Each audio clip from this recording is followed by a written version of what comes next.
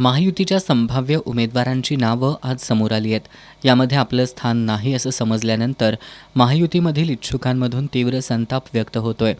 शिवसेना शिंदे गटाचे माजी नगरसेवक राहुल चव्हाण यांनी आमदार राजेश क्षीरसागर यांच्यावर केसानं गळा कापल्याचा आरोप केलाय. तर भाजपच्या महानगर सरचिटणीस धनश्री सचिन तोडकर यांनी थेट आत्मदहनाचा इशारा दिलाय. धनश्री तोडकर यांचा एक संदेश समाज माध्यमांमधून व्हायरल होतोय. या संदेशात त्यांनी पती निधनानंतर स्वतःला सावरत पक्षासाठी काम केलंय, पण माझी आर्थिक परिस्थिती नाही या कारणावरून पक्ष मला तिकीट नाकारत आहे. मी पक्षाची विचारधारा सोडू शकत नाही असा उल्लेख करत तिकीट न मिळाल्यामुळं माझ्याकडे दुसरा कुठलाही पर्याय नसल्यानं मी उद्या मंगळवार दिनांक 30 डिसेंबर रोजी सकाळी 11 वाजता पक्ष कार्यालयासमोर आत्मदहन करणार आहे असा इशारा दिलाय.